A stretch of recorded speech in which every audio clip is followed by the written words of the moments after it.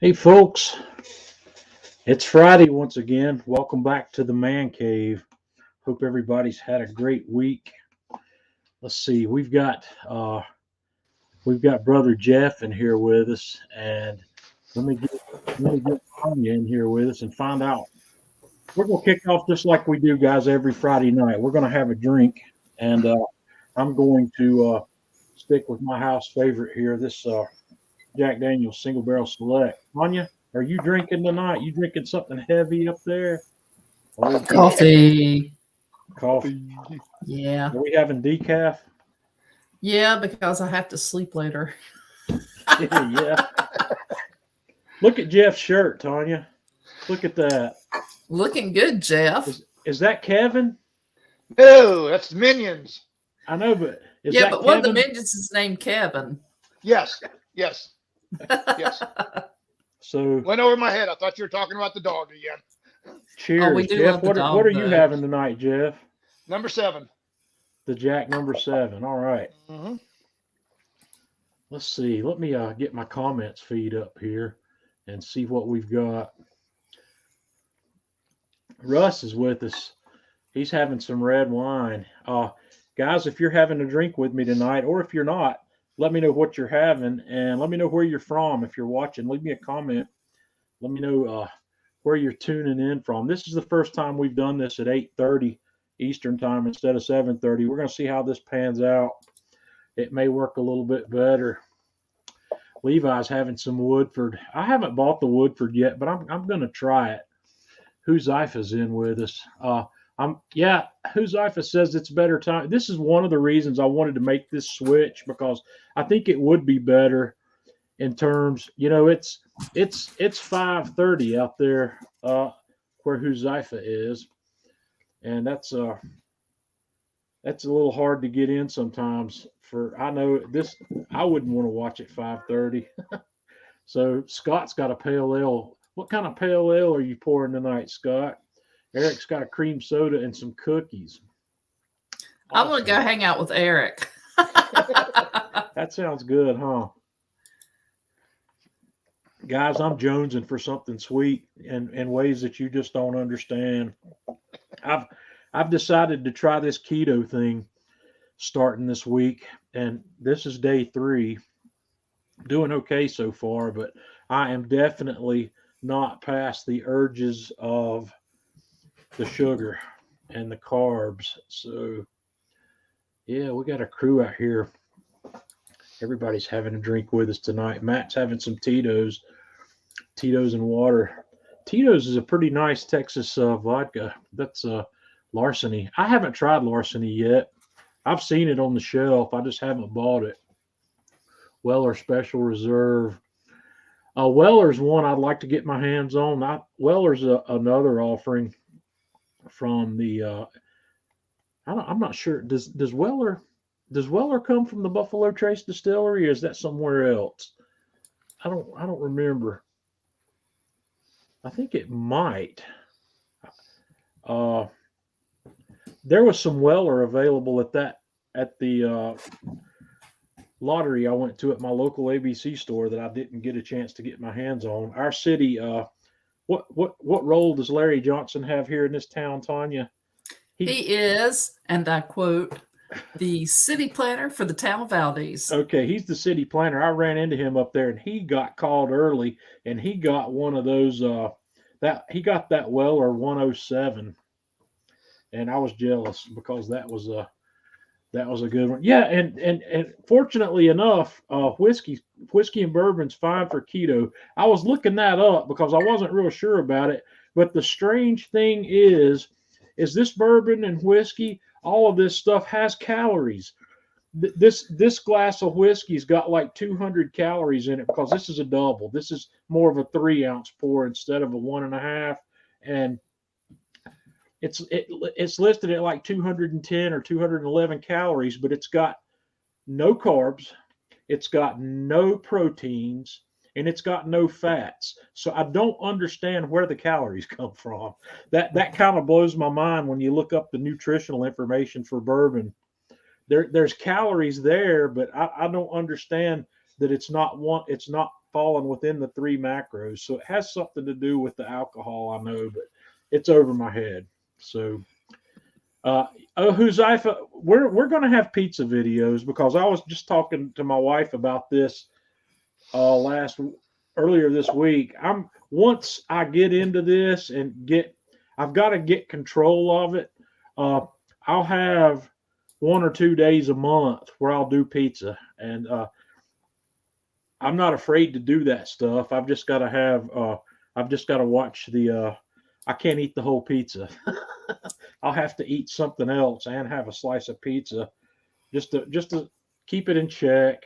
Daryl, I don't know what it is, but all these things get the keto friendly label in the software that I'm using to keep up with it. So, all right, Tanya, we're going to drop you out here for just a little bit. We'll see you again after a while. And Jeff, how's that mixing bark smoker running for you? That thing is a dream, buddy. I did that half a beef tenderloin this week. I sent you the Yep. pictures of that. That thing came out fantastic. Just threw 2 yard birds on today. One I used the Myron Mixon keto rub that you and Right. I discussed. Yep. Cut back on the monk fruit to probably a third of what the recipe called for. I think you Uh, got that book there beside you, don't you? Hold that up. I've got an image of it in here somewhere that we're going to see tonight. Jeff and I have both bought this book.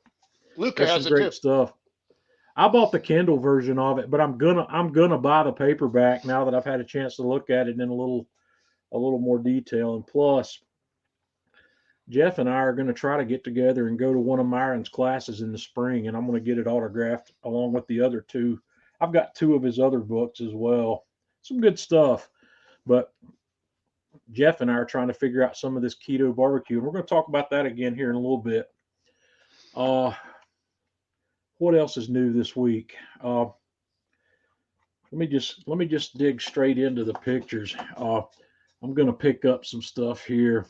My wife bought this book for me a couple of weeks ago. This is a single volume. This is the Modernist Cuisine at Home, and there's a lot of really, really great information in this book. I've been playing with it, but the only thing I've tried out of it so far, we're going to look at here in just a second. They were talking about cooking chickens, and one of the things in the barbecue community, everybody's goal with chicken, is to get a crisp skin, get some skin that is coming out. And one thing right quick, I'll answer Huzaifa's question. No, that cook didn't happen. I made the dough and then I ran into a technical problem that got me sidetracked, and I didn't actually cook that pizza. So that'll be coming back at some point in the future. I did not make the video. I made the video all the way up to the point where I was ready to fire up the grill, and I ran into a technical issue with my fireboard, and I decided I wanted to get that resolved more than I wanted to cook the pizza. So I did. I got the fireboard issue resolved. It just took a quick email to Fireboard's tech support, and they got me sorted out. But by the time I got it sorted out, it was too late for me to put the pizza on. So, but anyway, Huzaifa, stick around because I've got some updates here on the dry aging project that I'm holding you solely responsible for me getting back into. So we're going to look at that tonight. I broke down that roast today. But anyway, this Modernist Cuisine book, if this, I don't know how to describe this. This is like, if you like people like Alton Brown, and if you like people like Kenji Lopez Alt from Serious Eats, you'd love this Modernist Cuisine stuff. This is looking at food and looking at food prep from a more scientific standpoint and a more data-driven standpoint. These people do some exhaustive testing on techniques and methodology involved with cooking. And this book is a single volume book, and it's a little pricey. I think it's about $139 or so. But it's a very large book. It's kind of hard. This is more like a coffee table size book. It's very big, and it comes in a beautiful little case. it also comes with what they call a kitchen manual, which all of the recipes and whatnot that are in this book are in this wirebound version that they have, and every page in that wirebound version is like plastic. You can lay it out on your counter while you're cooking, and if you spill stuff on it, you can just wipe it off. It won't hurt it. But enough of that. We'll talk about chicken. Crispy skin is the holy grail of cooking. Jeff, you cooked a couple of chickens on your bark today. How'd your skin come out? Skin came out. Kathy was saying the best that we've ever had. Right. It had a crunch to it. It was crispy. Came out good. Well, yeah, I've learned to do that. I do it. I do it at a lot hotter temperatures though. I'm doing chickens at 450. I like to really get it up there.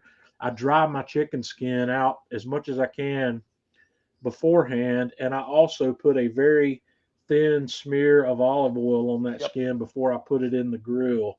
And at 450, I'm able to get a pretty good skin. But this book has offered me a technique that I want to play with.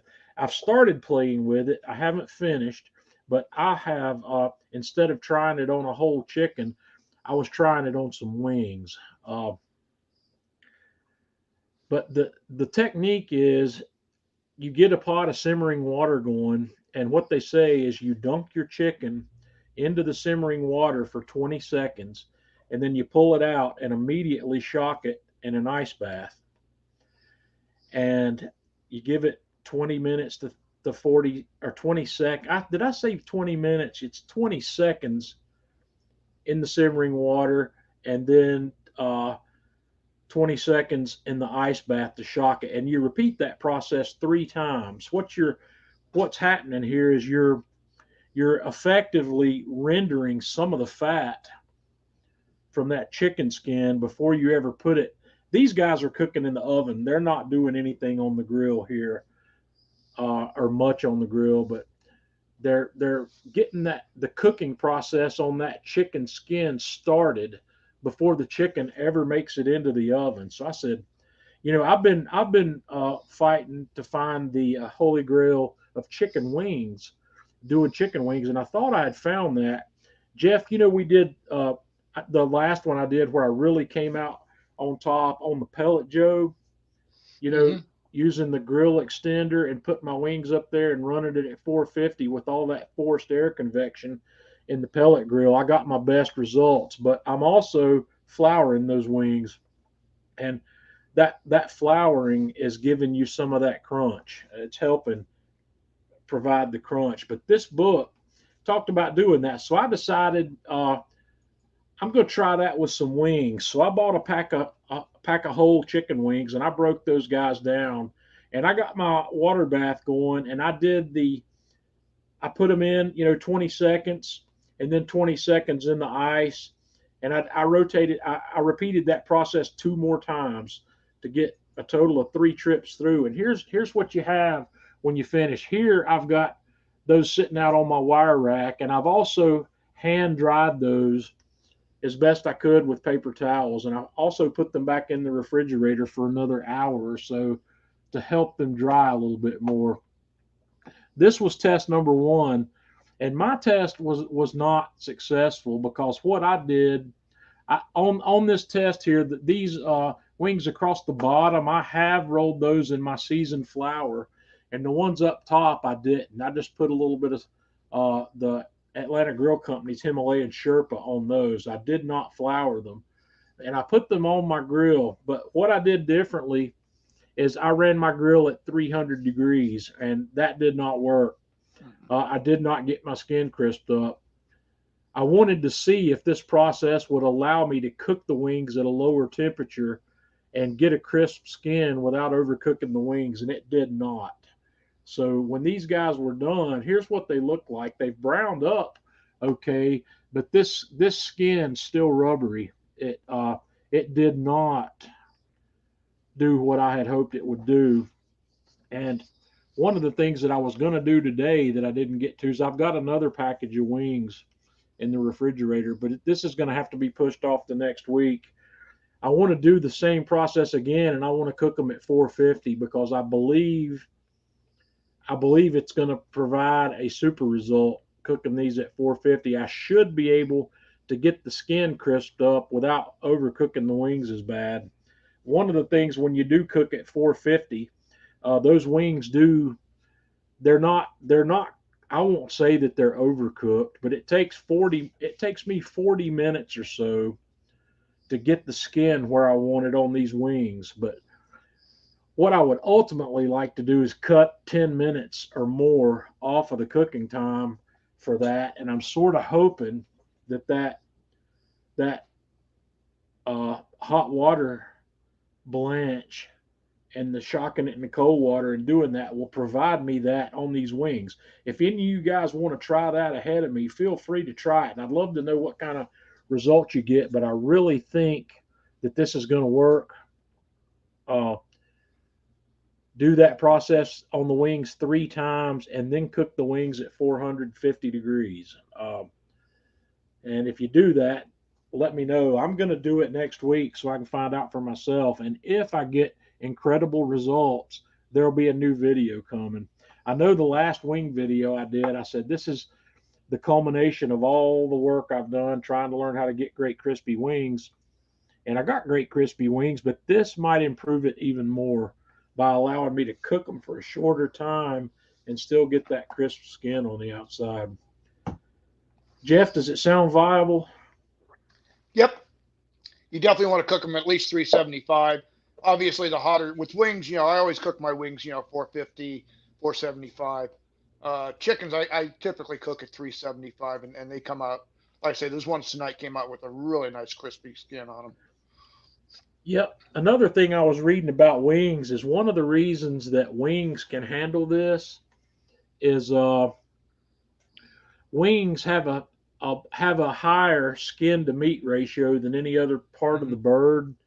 So that skin's actually protecting the meat at that higher temperature. So you can leave them on there longer, and you don't have to worry so much about it. Let's see, Jeff. Will we see you again at the Atlanta Grill Company block party? Is Atlanta Grill Company having a block party? Do we know that yet, Jeff? Last word I got, they have not decided yet. It's going to be determined on whether or not they can get enough stock in to support it. Well, I guess I need to talk to Gary. Maybe I'll call Gary tomorrow because if they're going to do that, I need to ask off work for it now because I work on weekends and I can't wait much longer to ask for time off in December because December is hard to get time off. I'd just put in for the first weekend of December and cancel it if you have to. Well, I won't cancel. I won't cancel it because I was wanting to take another weekend off work sometime between now and the end of the year anyway. But Gary hasn't said anything to me yet about it, and because of that, I'm sort of thinking that it may not happen. I would love for it to happen, and if there is one, I will be there if at all possible. But I do need 30 days advance notice at a bare minimum to ask off work for that. So I'll check with Gary. Right now. Say what? He's on the fence right now. Yeah, that's what I had thought. I thought I heard it come up earlier, and they weren't sure about it. But yes, I would do everything possible for me to be able to be there. But I really, and for what it's worth, I really believe I'm not gonna jinx it. I was getting ready to say I think we're turning the corner on this COVID thing again finally, but I thought that at the early summer also, and then this Delta variant changed everything. So I don't think it's so much the COVID thing that's going on right now with him. It's it's all the ships, trying to get the stock in. He's right. Inventory's been a problem. Inventory's been a problem. Yeah, but right now, I think those guys are really good on Kamado Joe inventory, or they have been the last few times I've been down there. I haven't heard of any inventory issues with Kamado Joe, but I know they're still having inventory issues on a lot of the other stuff. There's a lot of stuff that is high volume sellers at those events that Atlanta Grill Company does that's not Kamado Joe. You know that Hmm. Kamado Joe's not the only product they sell down there. I don't know where Napoleon is. Last I heard, there's some issues on inventory with Napoleon, and Napoleon's a huge gas grill line for Atlanta Grill Company. Um, there's Yoder problems. Yoder's 6 months behind. Last time I talked to Gary about Yoder, they were 6 months. Maybe was it? I think they were 6 months lead time to get a Yoder right now. The Um, bark inventory is picking up right now. yes, I am excited about that because, like I said, Jeff just bought one of these beautiful pellet smokers, and I'm working on figuring out to get one here. And You're jonesing. yeah, it's a really nice it's a really nice thing. And Joel, It is. yeah, we'll get something together at some point or another. A man cave meal get together would be fun, but where I live is a horrible place to have a get together. There's nothing to do around here. maybe we could maybe we can figure something out. I need to talk to a few people. Maybe we can have our own little impromptu smaller gathering, and I can go down to Atlanta for a weekend, and maybe Jeff can come, and Yep. if we plan it properly, I can get Stephen Hickey to come out. He doesn't seem to have a problem going to Atlanta for stuff like this, and we'll get it together.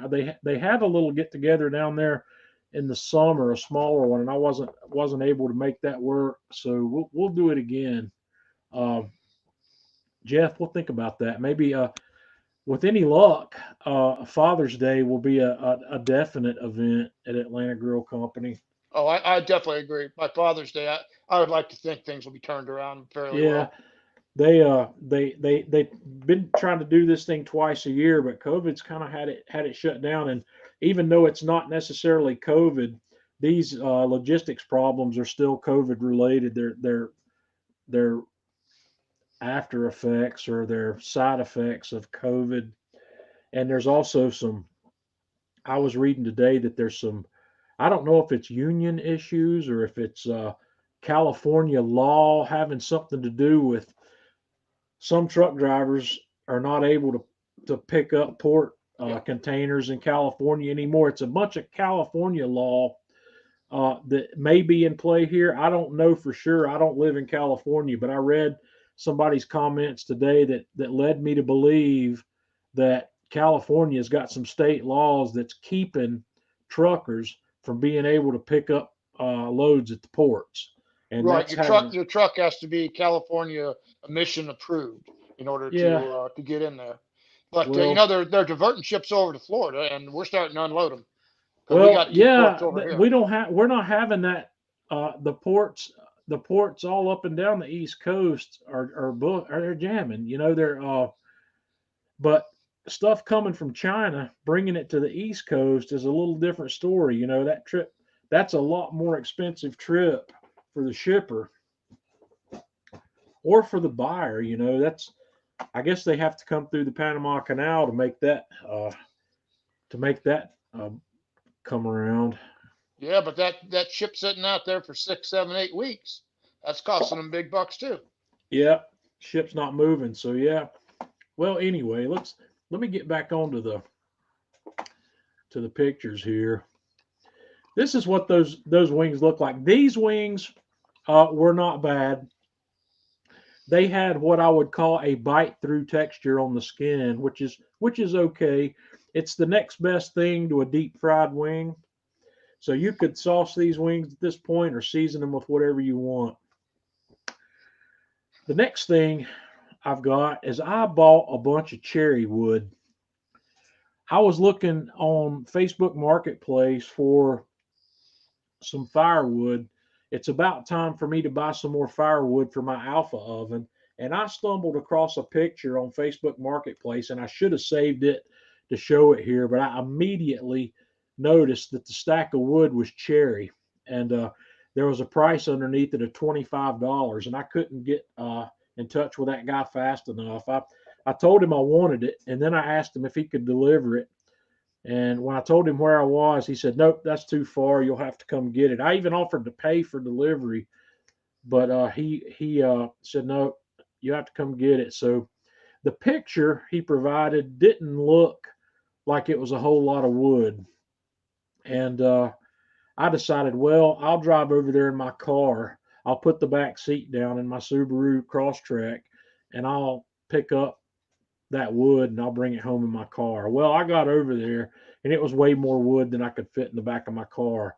These three buckets right here are from the limbs that I stuck in the back of my car. These are 5-gallon buckets basically, and I cut these these limb pieces down with my chop saw, and then I split them down smaller to let them cure. But later on in the week, I got my father-in-law to go over there with me, and what you see here is the rest of that cherry wood.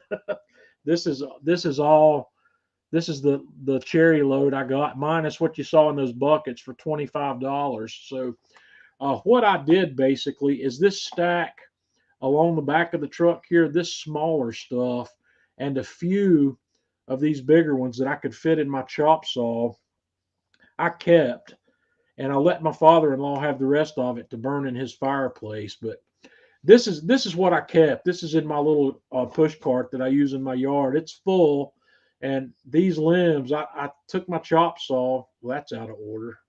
I chopped them all down to this, and I've started splitting these, and I haven't finished yet. But the interesting thing here is most of these pieces in here, when I'm smoking, when I'm going to smoke a butt or a brisket or whatever, these rounds that you see here, most of these are big enough that I would never use more than one of them on a given smoke. So I've got smoking wood here to last me for a long time. But most of these, some of these larger ones, I split into 4 to 6 pieces, and I'll only use 3 or 4 pieces of those on any given smoke.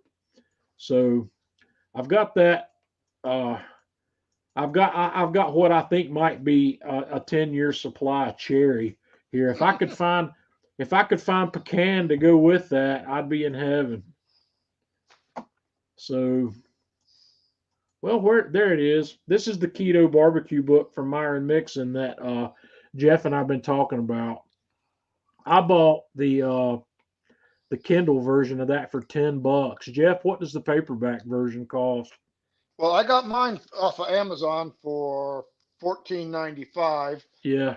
And it's normally $24.99. Mm-hmm. So I made out good. If you're interested in keto barbecue, there's some good stuff in this book. From what I've seen so far, I haven't done a whole lot with it, but we're going to talk about it a little bit. The first thing I did was I made his chicken rub. And this chicken rub, let me see if I can remember what all's in it. It's got, I don't have it in front of me. It's got salt. It's got onion powder. It's got garlic powder. Monk fruit. The monk fruit is the sweetener that he uses here, and we'll talk about that in a minute also. Jeff, what else is in this? What else is in this rub? 2/3 of a cup of chili powder and a teaspoon of cayenne pepper. Cayenne, and I added paprika to it that wasn't part of his recipe. And this monk fruit powder,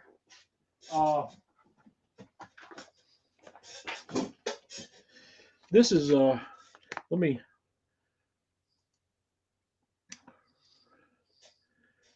this is Pure Assure brand, and I got this on Amazon, and Myron Mixon talks about the monk fruit powder in the book, and he recommends getting pure monk fruit powder. When you find this stuff, you have to look at it closely because it's generally mixed with erythritol or something. I don't remember what that ingredient's called, but most of these monk fruit powder sweeteners are cut with that erythritol to where you use it in a 1-to-1 replacement for regular sugar and whatever you're going to sweeten. But this is 100% pure, and because of that, it's expensive. This package is 125 grams or 4.4 ounces. It's a quarter pound, and it was $25. But I think this will go a pretty long way. Uh, this chicken rub called for two tablespoons. Is that what it called for, Jeff? No, I think it's 2 teaspoons. Hang on, let me look. I think it's two Well, teaspoons of it. double check that because I think it's a lot more than that. If it said teaspoons, I put way too much in mine, and that's what's wrong. No, with you're it. right. It is 2 tablespoons, and I did not do that. I put Okay. probably three No, quarters of a you're teaspoon. probably just where it needs to be at 2 teaspoons because I think this stuff's too sweet. When you taste it dry on your finger, it tastes fine, but it's really sweet. That monk fruit sweetness really comes out on the chicken. And for me, it's too much. I will probably cut it in half or maybe even go to the 2 teaspoons like Jeff did. Did you say you put 2 teaspoons in it? Yep. 2 So, teaspoons in mine, and it was great on the okay. chicken. Yeah. Kathy And really liked it. I think I would also like this rub without the monk fruit. I don't think chicken needs a sweet factor, but No. that's Myron's preference, And Myron's looking at this from I don't know if he's looking at that one from a competition angle, but I don't need a sweet rub on chicken. And I typically don't use sweet rubs on chicken because most sweet rubs that have sugar on them, when I cook my chicken at 450, it scorches and makes a mess. So, but that rub did really well. So I bought a chicken. I don't normally buy these cheap chickens, but I bought this cheap chicken at Publix because I wanted to try this rub. So I got this 5.8 pound chicken and I spatchcocked it and I gave it a good coat of the rub on both sides. And I threw this guy on the Kamado Joe. I'm trying to remember how hot I cooked that thing. I don't remember. I think I cooked it at 375 to 400. I cooked it a little lower and it came out beautifully. It was perfect. It was a perfect cook. I pull my chicken, and if you look at my Atlanta Grill Company blog post that I made on their Facebook page yesterday, I pull my chickens off when I'm temping 150 degrees in the deep part of the breast. I do not let them go to 165, mainly because I think 165 is overcooked and they're going to carry overcook a good bit at these higher cooking temperatures from that. And I do not like dry chicken, and you get a lot of dry chicken when you do that. But this one came out really nicely. I chopped all this up. I pulled all the meat off the bones, the skin. I kept the skin in it also. And I just chopped it. And just for curiosity's sake, that 5.8 pound chicken gave me 2 pounds and 5 ounces of meat. So there's a good gauge for you. I don't know how that varies from one type of chicken to another, but wait a minute. I'm running through these pictures and not showing them to you. Let me back up here. I don't know where I stopped, but these are the chicken. I still had just me and Jeff up there. So it's a 5.8 pound chicken that I bought at Publix, one of their cheap house chickens. Spatchcocked it, seasoned it with this keto rub, threw it on the Kamado Joe with the slow roller, and cooked it till it was done. Chopped it. And the 5.8 pound chicken gave me 2 pounds and 5 ounces worth of meat. So I think I figured that up to be at 43% yield.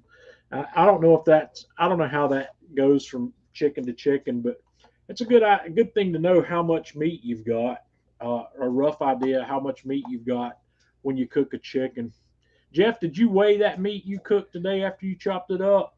Yes, on the 5.75 chicken, I got 3.75. Wow, you got a pound more meat than I did off the same size This chicken. thing had some huge breasts on it, John. I mean, those breasts were a good 2 inches thick. Well, that tells me that this particular cook wouldn't be a good gauge then. I'll have to try it.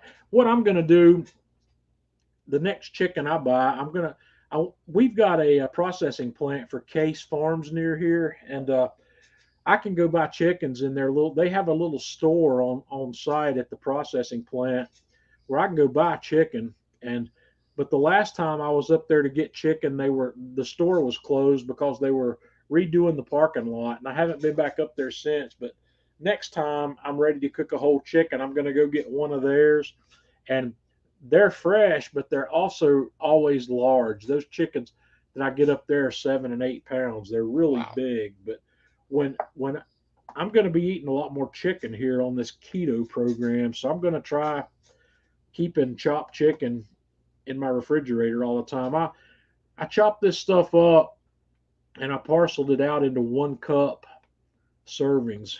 And then that brings up the next project I did, which is the video that I published today. I made Myron Mixon's, he calls it white chili with smoked chicken. It's a recipe in the first section of this keto barbecue book. And I use this video for 2 things. First of all, in the video, I didn't do the chicken cook. I was saying this is a good place to use leftover chicken. And it's a good reason to keep chicken, keep turkey. You could even keep pork loin and use that in here as well. But I made this white chili chicken recipe that's keto friendly. And the video for this, I just published it today. So if you want to see the detail on this cook, go to the Atlanta Grill Company Facebook page or the Atlanta Grill Company YouTube channel, and that video's live over there right now. But this chili was amazing. You saute some onions and green peppers, a jalapeno pepper that are diced up, and then you add some seasonings. I added ground cumin, coriander. I thought was an interesting ingredient that he called for, and he had salt listed too, but I didn't use the salt right away because this has got chicken stock in it, and I had salted chicken stock, so I waited. I didn't add that tablespoon of salt that he had listed there. I wanted to see where I came out with my salted chicken stock. So you put the chicken stock in, but you also put in some heavy cream and some cream cheese. Am I missing anything here, Jeff? Nope, you pretty well got it. So you forgot the garlic. They had garlic. Garlic, yeah. 4 cloves of minced garlic was in that saute at the beginning as well. And I did mine a little differently than his instructions. I put there's a little bit of butter and olive oil that goes in the Dutch oven to begin with. You heat that up. Then you put your onions and green pepper and jalapeno peppers in. And I just, let that cook for 5 to 7 minutes until those things started to soften up. And then at that point, Mixon's instructions, I believe, say just to add all the rest of the ingredients and bring it to a simmer. Simmer it for 30 minutes, and then you're done. But I did man cave work on this. We wanted it to be off the hook. And I'm not saying that Mixon's recipe is not off the hook. Don't get me wrong. I can't criticize that guy. I've not been around long enough. But what I did, I put my coriander and cumin in during that saute because I've always had great experience with blooming spices like that in the pan with the oil, getting those things fragrant before you put them in the liquid. I don't think they work as well when you just put them in after the fact. I don't know if it's a huge difference. It's just the way I've learned to do it. So I put those things in, and then I put in the rest of the ingredients. And I did bring it to a simmer on my stovetop, but while all that was happening, I had my Kamado Joe heating up to 250.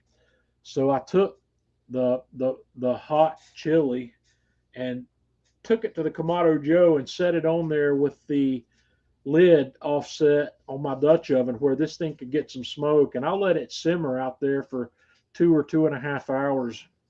And I went out and stirred it 2 or 3 times. And I I had some of that cherry wood that you saw providing the smoke for this cook, and here's what we ended up with, and this was delicious. I got no complaints about this. This recipe, it says it makes 4 to 6 servings depending on how healthy a serving you want to have. So what you see in my bowl here is maybe a 2 cup serving. And at the 2 cup serving, it looks like you get 4 servings out of this. And I'm going to have this for dinner both nights at work this week. I'm taking it in with me. It's really good. I was really stoked with that. Now, What was the it's final thickness of that, John? it thickened up. We were talking about it earlier. I thought this was going to be a chicken soup, but it came together okay. I don't. It's not as thick as some things, but it thickened up enough to suit me. Okay, because I'm I making would. it tomorrow, and I'm thinking Yeah. about doubling the cream cheese to add a little bit more thickness to it. Well, you could do that. You could also, instead of doubling the cream cheese, what I might recommend is going 1.5 on the cream and 1.5 on the cream cheese. Uh, use it calls for 1/4 cup of both, so just Hmm. use 1/3 cup of both. Uh, it might help that out a little bit, but I was happy with it. Let it simmer longer, and it reduces a little bit when you're simmering with the lid off. So be aware of that. I didn't do it with the lid off. I just had my lid offset Offset. where it was cracked, Yeah. where some of that evaporation's condensing on that lid and falling right back down in. It's not really reducing at a high rate, but give it at least 2 or 2.5 hours for that. And you gonna do it on the bark? No, I'm going to go ahead and do it on the Kamado. Something else I recommend. I didn't do this; it was an afterthought.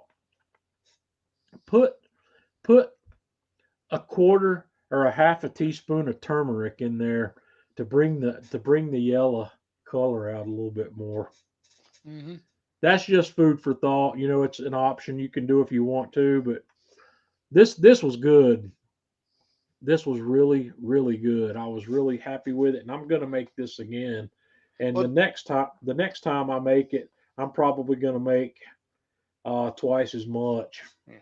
Well, one of the things that Myron Mixon preaches in his book is when you're making your protein, don't make your protein for one meal. Make protein enough for 2 or 3 meals and use it down the road. Like have the chicken one night and then the next night turn around and have the chicken chili. Right. Well, that's one of the things I'm going to have to figure out in this keto regimen is I'm going to have to do a lot of meal prep, and I'm going to have a lot of proteins cooked and ready to go to make it work. So, but anyway, that's the chili. I bought this new magnificent shirt. I I've got a friend of mine here that lives in my area. His name's Jeff Duckworth, and he's into building. He builds a lot of smokers, and especially these drum smokers. And he was participating in a local competition around here last weekend, and he posted a link to this company, this Whole Hog Clothing Company, and gave them a shout out. He might be friends with the guy that runs this or something, but this is another North Carolina company. And just because of Jeff's post, I went out and had a look, and they got some really cool shirts. And I ordered this shirt last week, and it showed up today, and I love it. So I made a little post about it today, and they've got several more. This is a really heavy cotton, 100% cotton. It's a Gildan, really heavy shirt. It's a really good quality T-shirt, and this this just fits me right here. Body by Barbecue. That's what this is. So we're gonna work on that. It's still going to be a Body by Barbecue, but it's going to be a little more impressive body once again. I want to get back to what I had done a couple years ago. So, Huzaifa, are you still with us? Where's Huzaifa? Is he still sitting out there? He's out in California. This is my dry aged rib roast, my dry aged ribeye, the whole ribeye. He's with us. So here we have it. I pulled this thing out today. Today, I think I figured is day 39. I didn't let it go for the full 40 because I didn't want to mess with this over the weekend. But this is what I have, and it's still in the bag. I took it out and pulled it out of the bag. This is what these things look like after they've been dry aging in the Umai dry bag. And guys, let me first of all tell you, if you want to try dry aging at home, the Umai dry bags are the way to go. They don't cost a lot of money, and you can do this in your refrigerator. You've just got to have a place big enough to set a half sheet tray that's got a rack in it that you can set this meat on, where it can get air underneath it while it's doing it. But it develops this hard leathery pellicle on the outside. So I broke this down today, and I made video of this process that I'll probably publish this video next week sometime. But as you can see here, if you've ever bought a whole ribeye before, the ends of it are a little weird shaped, and you can see it on this one over here on this right side. This is a little odd shaped. So the first thing I wanted to do in breaking this down is square those up. So I cut the ends off to where I had a nice square edge on both sides of it. And this is one of those edges, and you can kind of see how this meat has developed. What happens here is this meat has lost 17 to 20% of its weight. I'll figure those numbers here in a minute. It's concentrated that beef flavor like nothing you've ever seen before. And you can see along this edge here, there's a little dark pellicle that's formed. And I will trim these. I cut these into steaks and into a prime rib roast that we're going to see here in a minute. But I will trim a little bit of that outer edge off before these guys cook. But here's the other end of that same roast. This is just where I squared it up. And what I weighed these pieces, the two pieces that I cut off of the ends weigh about 1.5 pounds. And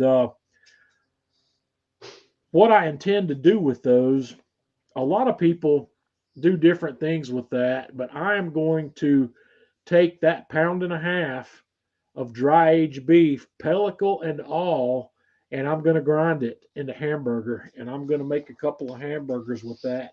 And those should be off the hook. They should be really good, because a lot of people, when they trim their pellicle, they save that and they mix it with ground chuck or something when they're grinding their hamburger meat, or they mix it with whatever they're grinding. And I intend to do the same thing. There will be zero waste on this cut of meat. So I cut it into 3 pieces to start with.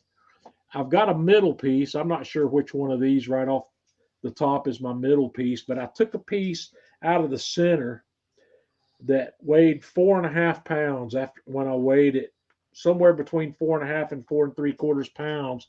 That is going to turn into a dry aged prime rib. I've never done that before. It's going to be new for me. But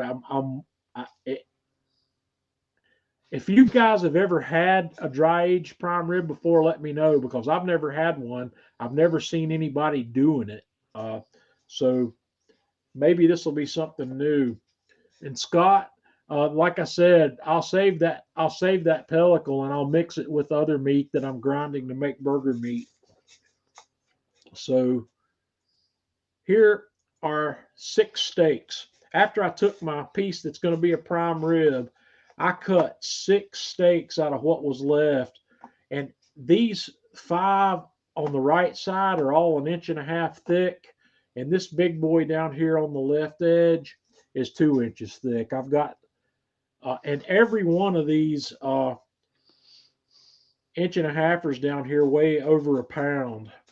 And before I cook these, I won't trim these until I cook. But when I do trim, I will probably trim a little bit of this fat, that fat vein off before I cook them. That fat I may or may not keep. I don't know what I'll do with that. I may take some of it and add it to those pieces that I'm going to grind into hamburger. I may add a little additional fat, a little bit of this fat to that maybe, but I won't throw it out. Worst case scenario, I'll render it and turn it into beef tallow. But those are the 6 steaks I got out of this. This is the piece that's going to become a prime rib. And that fat that's on this, I will not trim that before I cook it because I want that rendering while I cook it and providing flavor as it cooks. I probably won't trim any of that off till I actually plate this, but this is going to be an amazing prime rib. I hope. I haven't exactly decided what I'm going to do with this yet. I'm going to trim the pellicle that you see here because I need to be able to dry brine this guy with some salt. And since this is already reduced water content on this meat through the dry aging process, I'm probably going to want to dry brine that guy in the fridge on a rack with a good bit of salt on there for at least 24 hours. And then I will figure out what else I might season that with. I might do something different from my norm on that, but I'll slow smoke that guy at 250 degrees, and it'll take 2 to 2.5 hours to cook that. But that's where we are on the dry aging project. I individually vacuum sealed all that stuff and stuck it back in the refrigerator. Most of this stuff is going to go in the freezer. You can freeze this after you've dry aged it. You don't want to freeze it but once, but a lot of that's going to go in the freezer. I may do the prime rib cook next week and make video on that if I have time, because I want that video to come to publish at the first part of December. And that's all I've got on that right now. Scott's asking about dry aging pastrami. I haven't done that, but pastrami is made from brisket. That'd be an interesting thing, and maybe that's something I'm going to try. But the last thing I wanted to wrap up here with talking about dry aging, I got an email from the steak locker people. You guys know I told you I bought a steak locker to do some real dry aging. That thing was supposed to ship to me about now. It was when I placed my order, it said they'd be shipping around the end of October. I got an email from them yesterday or the day before yesterday, and my steak locker is in a container on a ship that's anchored off of the port of Long Beach. So all those ships that are sitting out there right now, not being able to get unloaded, my steak locker's on one of those, and I just have to wait it out, and I'm okay with that. It took me a really long time to decide to pull the trigger on that thing to begin with. I'm talking about several years. 2 or 3 years I've been thinking about buying one of those, and I finally bought it. My wife will vouch for that, right, Tanya? How long have we been talking about steak locker? A long time. A long time. So, a couple more weeks, a couple more months, it don't make any difference. When it comes, I'm gonna set it up. I'm gonna do a video on it like I always do. I'm gonna show you guys what it is, how it works. Then we're gonna do some dry aging projects in it. And the issue of brisket, talking about pastrami, I really don't know if pastrami would benefit from making it from dry aged beef. Pastrami's cured, so pastrami has a really salty flavor to begin with, and I really think the nuances of dry aged beef would be lost in something that had that much salt in it. Anybody, Jeff, do you agree with that? Yeah, I don't see the benefit of doing a dry aged pastrami at all. Now, that being said, I do want to experiment with dry aging brisket. I've seen a couple of brisket dry age experiments done, and they've all been with the umai bags. But what I want to do is I want to do one, but I want to go get one of the largest briskets I can get my hands on once they're not $5 and $6 a pound, and I want to cut it off. I probably want to cut it in half and take just the point and the flat part that's underneath the point where I've got a big fat piece of meat. I want to dry age that. I don't want to mess with the flat, because the problems I saw with the experiments I've seen done is by the time you trim the pellicle off of the flat segment down there where it's thinner, you don't have a lot left. I would rather either cook that part of the flat separately, or I'd rather add some fat to it and grind it in a hamburger. But I think the success in dry aged brisket is going to be, at the point end. And because of that, that's what I'm going to do. I'm going to get a big brisket. I'm still feeling the pains of buying that ribeye. That dry aged, that piece of meat there that we just dry aged was $245.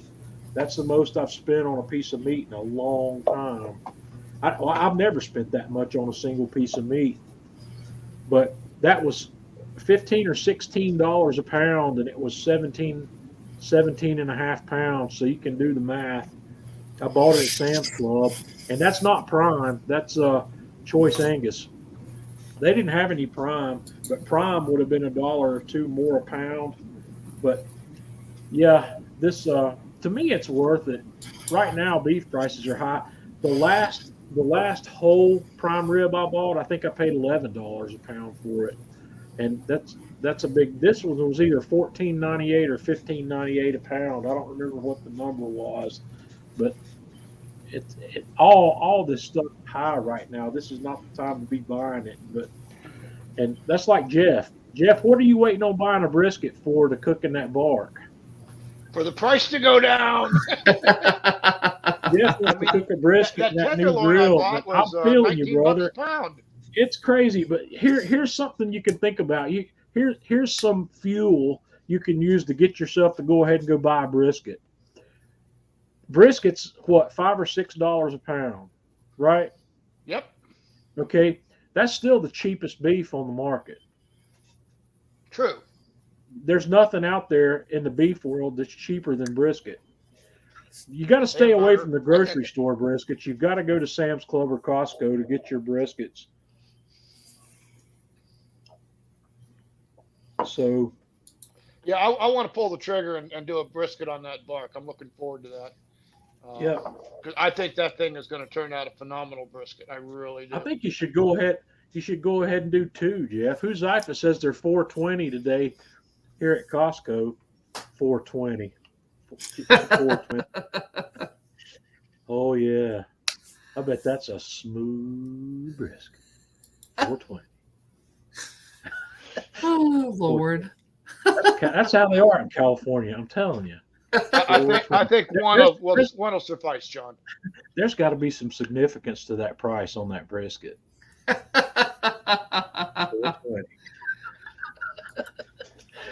Well, oh Lord.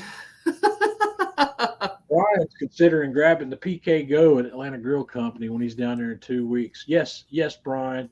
That's the most fabulous portable charcoal grill out there. I prefer that to my Kamado Joe Jr. any day of the week. Unless I want to cook a butt. But then again, the Joe Jr., in my opinion, and my opinion is not worth a whole lot, so don't hold this against me, that is the perfect smoker for cooking a Boston butt, is the Joe Jr. A single butt, the Joe Jr. is amazing. And yeah, ash management on it's not a big problem. It's the grill's small enough, and the lid piece comes off of it. So when you want to take the ash out, you take the grill grates out in the charcoal grate and take the lid off and just carry that base to wherever you want to go and just dump the ash out of it. It's not a problem. It's not that heavy. It's not heavy at all, really. And referring to our previous conversation, Scott had a very nice comment. Sounds Sounds high. Is he talking about that 420 brisket? About that 420. Oh, I find it hard to believe that California has 420 brisket with gas sitting at almost You know $8 a what? gallon. You know what? I bet it was 419 and not 420. I bet Husafa rounded that number. oh, good Lord. Well, we're picking No. on him tonight. Well, I deserve to get to pick on him. He's cost me a lot of money. Let's see, $1,700 and $1,800 I've spent because of that guy. I bought the steak locker. I bought $245 worth of roast, and I bought the bags to do the dry aging. In which, Jeff, you're going to get the 2 remaining ones I've got. All right, John, stand up and let's see how bad your arm was twisted. Seriously, like he reached through the internet and grabbed your arm and just gave it a little Don't think there's twist. any bruises. He says it's 421. I like 420 better. You should just keep it at 420. Oh. Hey, for 420, I'd jump all over. I was over at Costco and here in Orlando, and it was still almost $5 a pound. Mm. Well, last time Tanya and I were Ugh. at Sam's Club, the week before last, and the choice Angus brisket was $4.98 a pound, and the prime was $5.98 a pound at Sam's. Yep. I don't know what my Costco is probably not far off that. We haven't been down there as recently because it's an hour drive to that one. We're about due to go back down there though. Yeah, we need some cheese. Yeah. So I'll check when they're there, but I most likely won't buy another brisket until before these price increases. I was paying $3.69 a pound for prime and $3.49 a pound for choice. And I might not buy another brisket till I can get it for that. You might not be buying another brisket then, John. Well, we'll see. We'll see. I don't think the prices are going to come back down. I really don't. I think I what think you're they looking will, at but now, I don't think is what know. we're going to have. Well, we'll see. And if it is what it is, I'll just have to. Bite the bullet. Well, brisket's not my favorite thing, so I wouldn't be upset if I never cooked another brisket because I'm a beef ribs guy. I'll pay the price for beef shorties. But those All day long. are astronomical right now too. Well, that's okay. I don't feel bad. The thing about beef short ribs is I'm not even though they're more per pound. I'm only buying 5 to 10 pounds of that at a time. I'm not buying 14 to 20 pounds of it, and it makes a big difference. It just makes the bill higher, These briskets They've that gone were up 50% here. these briskets that were in the case when Tanya and I were at Sam's Club, I didn't see one that was less than $100. They were all larger briskets, and I don't like the huge briskets, with the exception of the possibility of this dry aging project.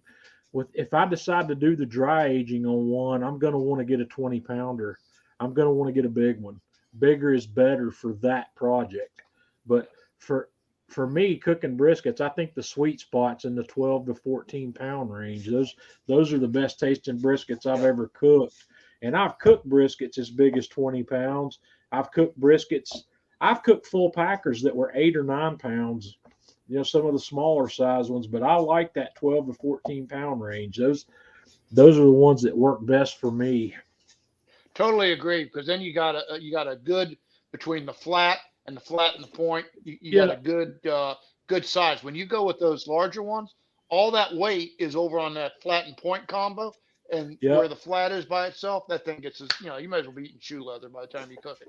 Yep. Another interesting note about briskets. Have you ever noticed that you can go to Sam's and Costco?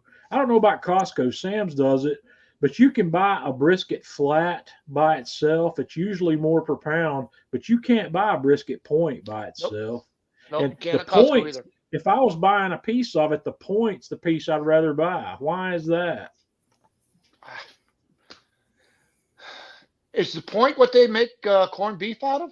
You can This get is it either way. That's one of the exceptions to this rule. Those low bells, corned beef briskets that you find in the grocery store that are packaged ready to go.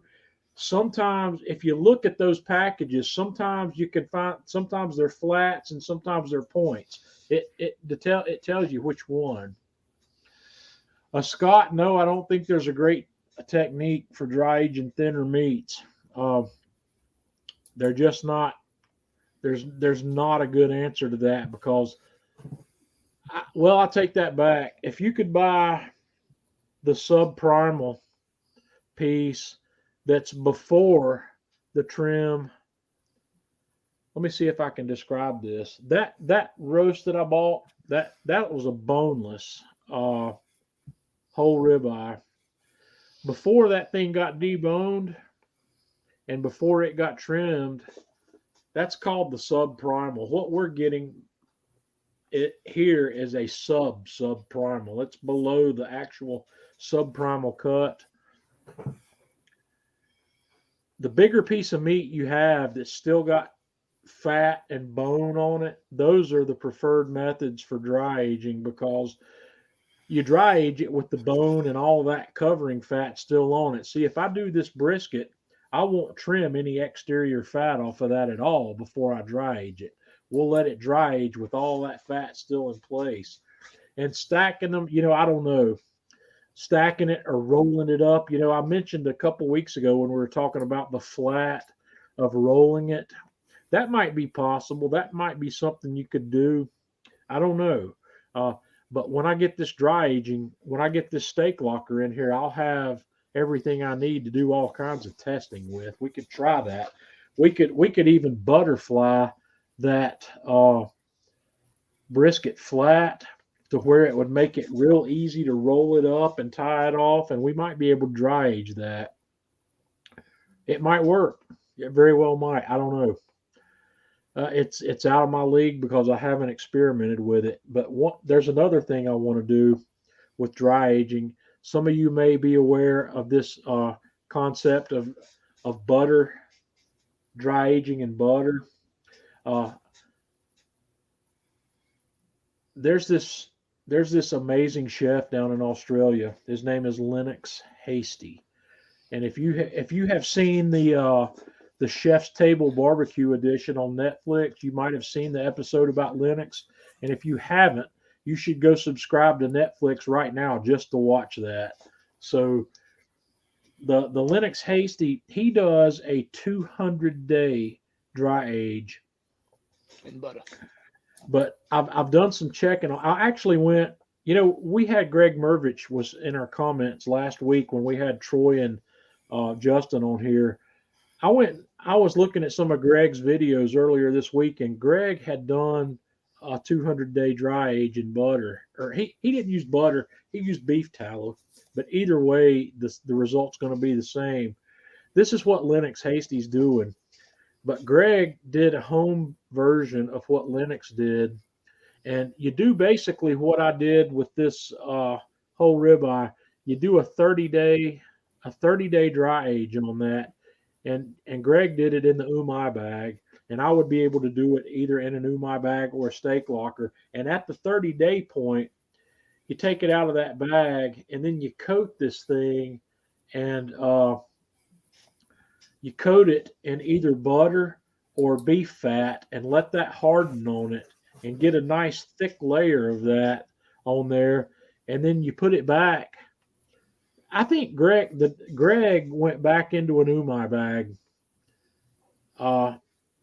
And I think the results might turn out different with a steak locker. I don't know how the umai bag process would go with that beef covered in hardened beef fat or hardened butter, but in the steak locker it might be a little different. But you put that on there, and what happens when you do that, it protects the outside of the meat. That pellicle's not really going to get any thicker at that point because it's being protected by the layer of fat that you've added to it. The only thing that's continuing on during the dry aging process in that 170 more days is the enzymatic reaction that's happening inside the beef. You're not drying it out any further, but the enzymatic reactions that are creating that funkiness to this dry aged beef continues on. And Lennox Hasty serves this 200-day dry aged ribeye it's touted to be one of the best steaks in the world, and it's something I might try. I don't know. I want to do a lot of things with this steak locker. I want to do some charcuterie with it as well as dry aging, and I can't do both at the same time because there's two different configurations. Jim's asking, would I do a shorter dry age if it was butter or tallow? No, I don't think either one of them as a coating on the beef would make any difference one way or the other. But you've got to do that first part of the dry aging without anything on the outside of the beef, or it won't dry. You got to let the moisture come out.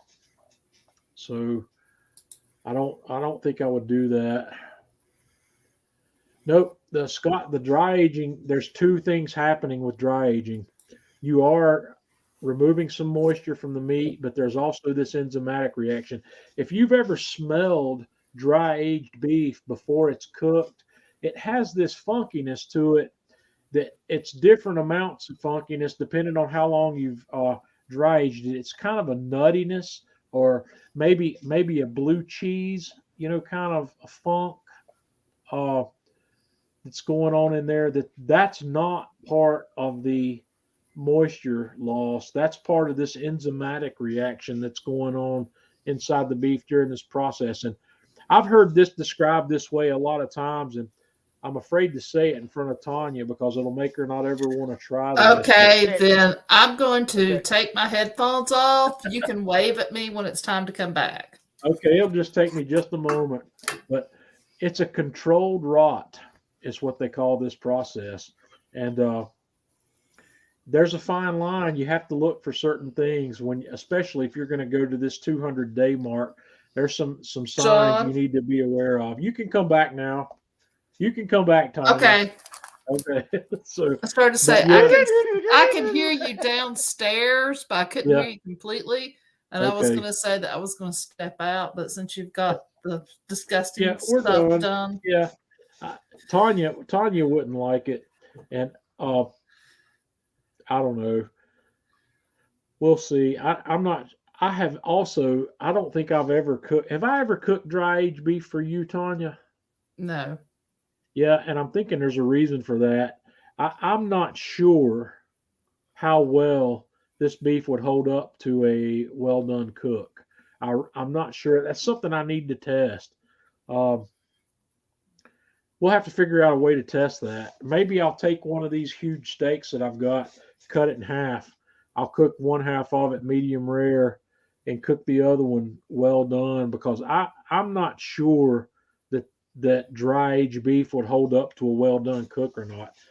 If any of you guys had that, if any of you guys done a well done cook on a dry aged steak, that's a question that I've never pondered before. The fact that there's less moisture in that meat to start with makes me want to think that meat might not hold up well at 165. That may be a case for sous vide. Yeah. Well, I don't know, Jeff. The stuff that I've cooked sous vide for Tanya is not nearly it. Actually, I think that dries it out more. I think the sous vide process removes more moisture from the beef at well done temperatures, because Don't everything cook it I've well ever done temperature, half cook it at sous vide and then finish it off. Well, I'm not Otherwise, you're gonna be eating shoe leather if you cook a everything I've cooked for Tanya sous vide's been too tough. It's not been good. She likes it when I do it, when I sear it and then finish it over indirect heat. Scott, that's not going to work, but I appreciate the thought. Yeah, I don't know. I've served Tanya some steaks before that were slightly less than well done, and she's eaten some of it without having to cook it a little bit more. And I don't We know. just need to convert her to rare. No, I don't need to do that. I need to keep Tanya happy with well done steaks that she loves, and I've been doing pretty good with that. So Yeah. That's working. That's working out well for me as I'm cooking her steaks well done. I've learned to do it. I've learned the best way to do it, and I've learned to do it in a way that she's happy with it every time. The only time she's not happy with it's if I deviate from the sear first and finish over indirect heat method. Well, yeah, the last sous vide one you wife, did. Happy life. Yeah. The last sous vide one he did, oh my God, that was like I couldn't get it cut. And that was flat iron too. We did flat irons that time. So Jim wants to know if I can dry age it and freeze. Yes, absolutely, Jim. You can. One of the things I like to suggest is if you're going to dry age the meat, try to make sure that the meat hasn't been previously frozen, because one of the things that deteriorates beef is freezing it multiple times. If you get your beef from a source where you know that it hasn't been previously frozen, you can dry age it and then you can freeze it. But I never, ever recommend freezing beef more than once. Pork is a little more liberal on that. You can get away with that for some reason or another on pork, but beef, freeze it once and let that be it. The beef that I buy at Sam's Club has not been previously frozen. I know that for a fact. I've talked to those people out there several times about it. I'm pretty sure Costco's the same way. I'll have to ask that question maybe. I haven't asked the people in the meat department at Costco, but I have. Yes, it's not. The answer is yes, you can freeze it. And most of what I just showed you is going in the freezer. I'm not going to put the piece that I'm going to make a prime rib into the freezer yet. And I'm going to keep one of those steaks out because I'm probably going to do a test cook of one of those steaks this coming week. And all I got to say here is Mrs. Husafa is my soul sister. Stay strong. Eat that well done. Yeah, that's okay. You know, I've gotten over my period of shaming people for the way they cook their meats. Tanya's taught me to be tolerant of that. Oh yes. You know, and I it's crazy in our social media communities where Jeff and I exist.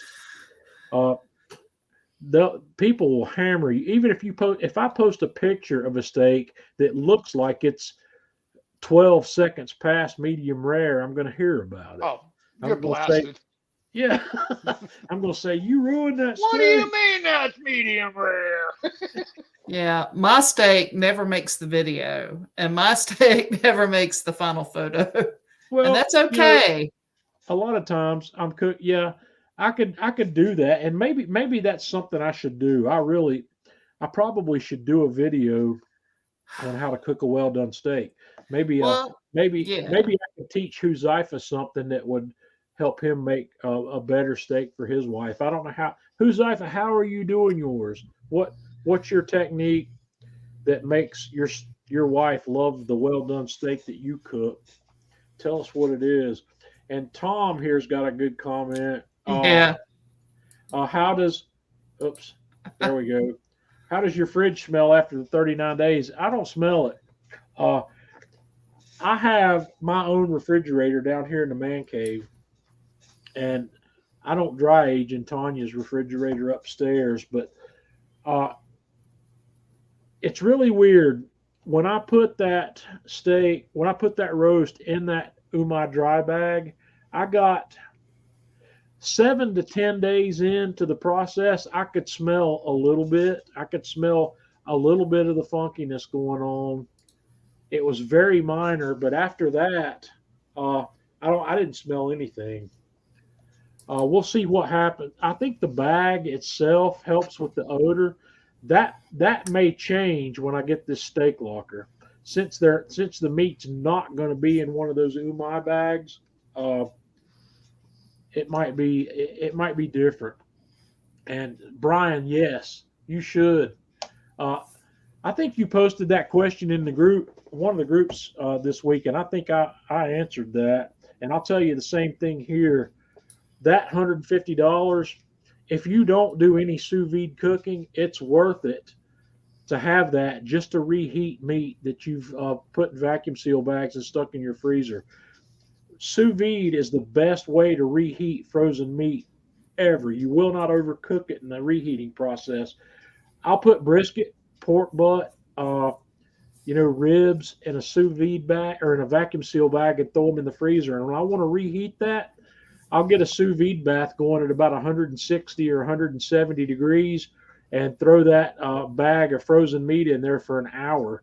And then when it comes out, it's almost as good as it was right when it came out of the smoker. So, yes, it's worth it.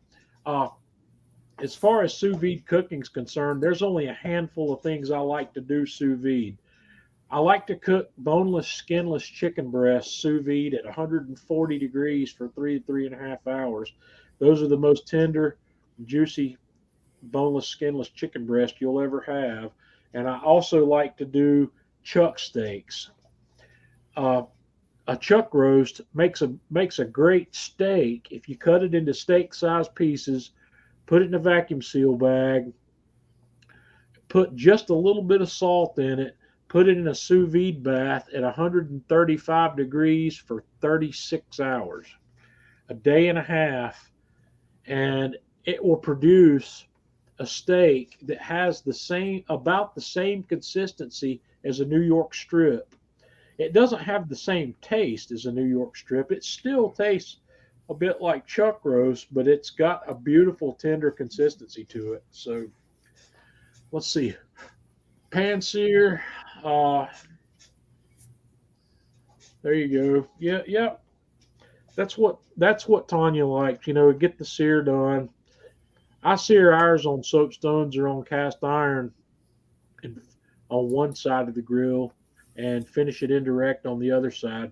When I'm cooking steaks for both of us, my process is I get Tanya's seared on both sides, and then I get her on the indirect side for about 5 minutes before I start the process on my medium rare version.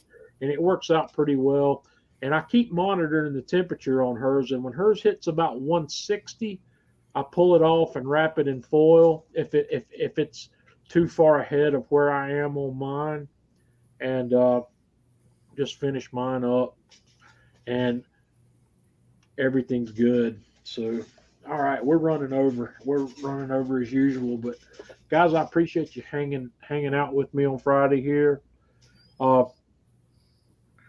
think I'm going. Last week I may see if I can get Greg Mervich to come on with us next week. I haven't talked to him yet, but Greg he's written a couple of books, and one of Greg's books, in fact, is a sous vide barbecue book that I've got laying over here somewhere. Greg's written a book on sous vide barbecue, but he's also written a book on sauces and rubs that's really good.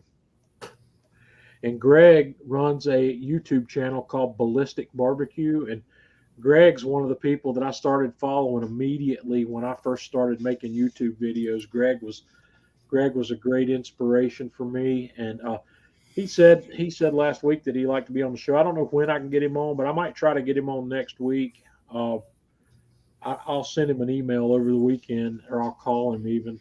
I haven't talked to Greg in a while, but we'll see if I can. I'll see if I can get a hold of Greg.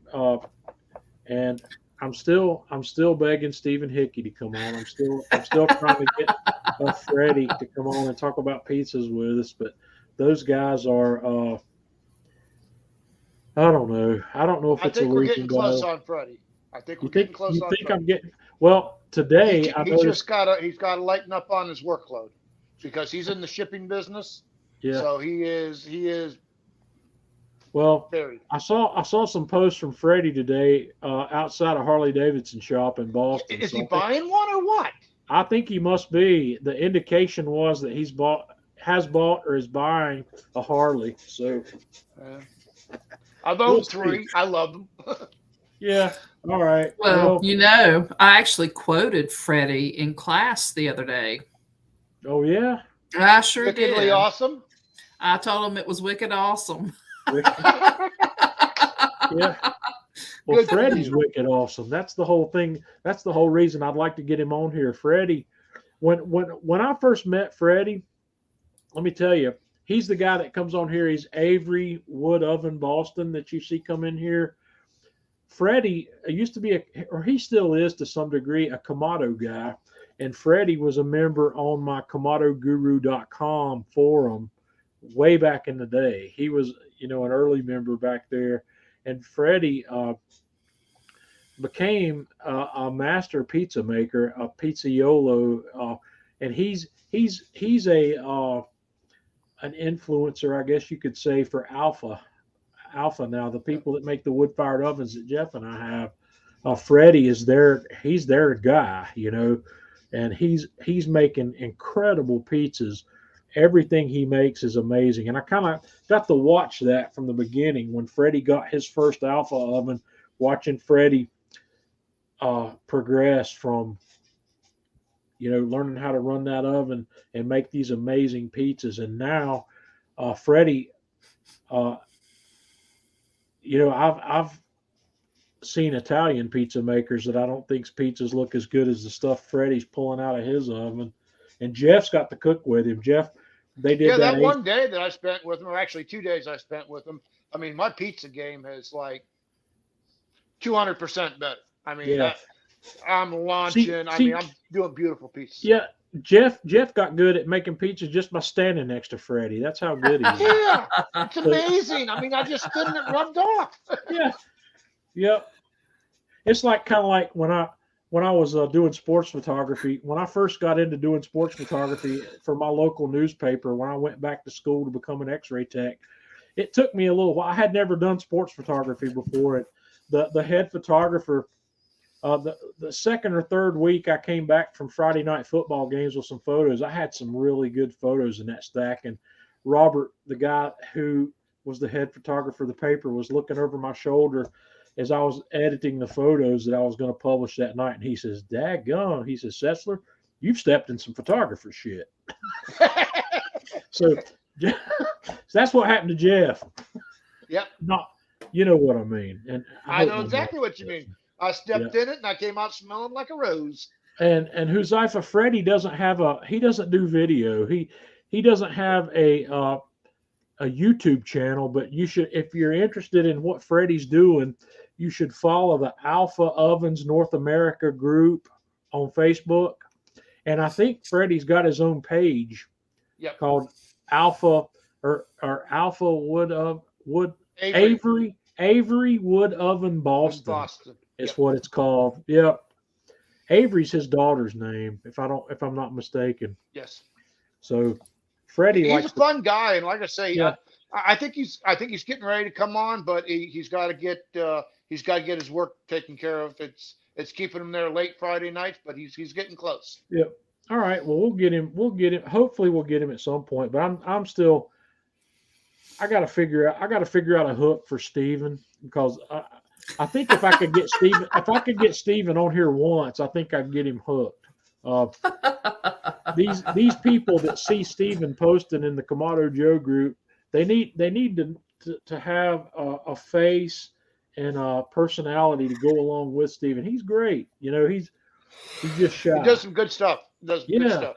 Like I said, Steven can outcook me any day of the week. And if I could get him on here, we talk about that, because if I could get Steven to come on with me, I'd go collect a bunch of photos of Steven's cook and let Steven tell us about all of them. So now that you've changed to 8:30, it might work out better for him, because he gets up late. Actually, I think it won't, because he's actually working days now, and I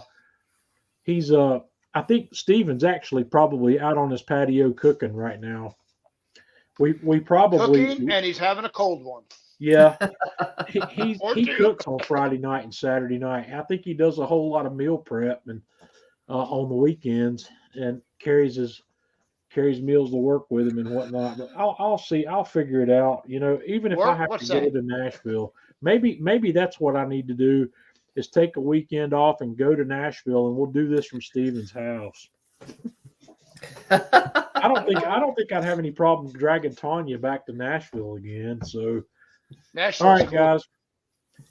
I'm an hour and a half into an hour-long show once again. So I appreciate you hanging out And the game is on. Yeah. What's the score? Well, it was 1-0. Atlanta's up, but Good. I didn't get to see the last little bit because All right. I was distracted by Your Body by Barbecue, Yeah. and I wasn't looking at the TV. Look at that. That's sexy, isn't it? It is. Y'all, that's all mine. It's all mine. I'm a lucky woman. All right. Guys, I appreciate it. Y'all have a good week. We'll see you next weekend. Take care. Bye.